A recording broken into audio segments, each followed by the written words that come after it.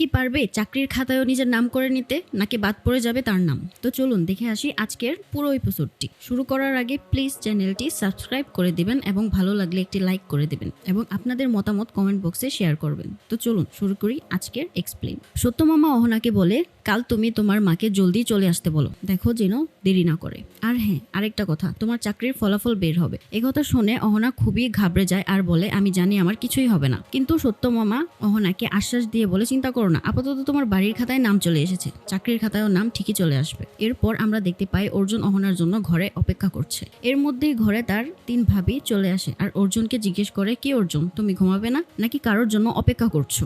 এই বলে অর্জুনের সাথে ওরা ঠাট্টা করতে থাকে।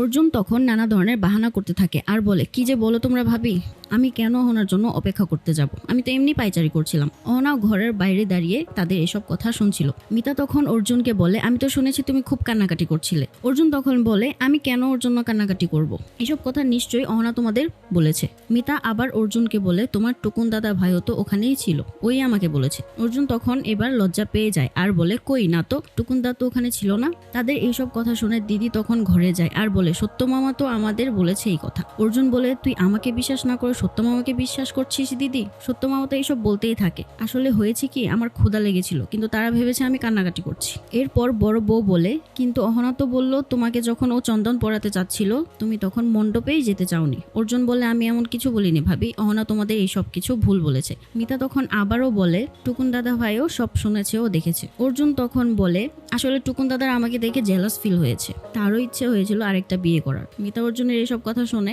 মাথায় হাত দিয়ে বসে পড়ে আর বলে, এ মা, এখন আমার কি হবে? বড় বউ তখন বলে, তুইও না মিতা, তোকে ছাড়া টুকুন চোখে দেখতে পারে কিছু, তুই জানিস না?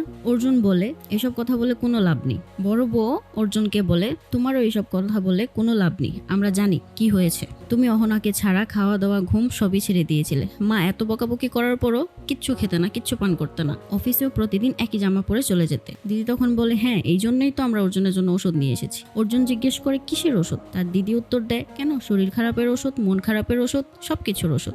এরপর তার দিদি গিয়ে অহনাকে বাহির থেকে জোর করে নিয়ে আসে। অহনা তার দিদিকে বলতে থাকে, আজকে আমাদের কাল রাত্রি, মুখ দেখাও বারণ আছে যে।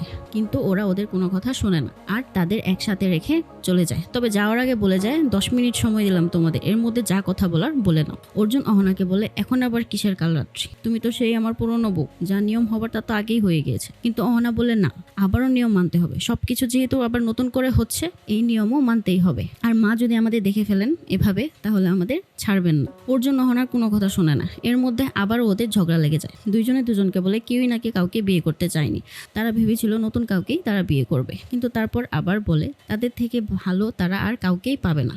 এই বলে দুইজন দুইজনকে জড়িয়ে ধরে। এসবের মধ্যেই 3 বউ হঠাৎ করে ঘরে চলে আসে আর তারা হতভম্ব হয়ে যায় আর বলে, আজকের জন্য এইটুকুই, এখন আমরা অহনাকে নিয়ে গেলাম। এই বলে তারা অহনাকে ওই ঘর থেকে নিয়ে চলে যায় আর পর্বটি এখানেই শেষ হয়ে যায়। আগামী পর্বে দেখা যায় অর্জুন অহনার রিসেপশনে সবাই অর্জুনকে নিয়ে মজা করছে আর বলছে, তুমি সেই পুরনো বউকে আবার নিয়ে এলে, আমরা তো ভেবেছিলাম এবার নতুন কোনো বউকে দেখতে পাবো। অন্যদিকে সত্য মামা পরীক্ষার ফলাফল নিয়ে চলে আসে। অহনা সত্য মামাকে বলে, আমি জানি আমি পারিনি, এসব বলে ও কান্নাকাটি করতে থাকে। অর্জুন তখন অহনাকে সান্ত্বনা দিয়ে বলে, কোনো ব্যাপার না, এটা খুবই কঠিন একটা পরীক্ষা, একবার দিয়ে হয়ে যায় না, কয়েকবার চেষ্টা করতে হয়।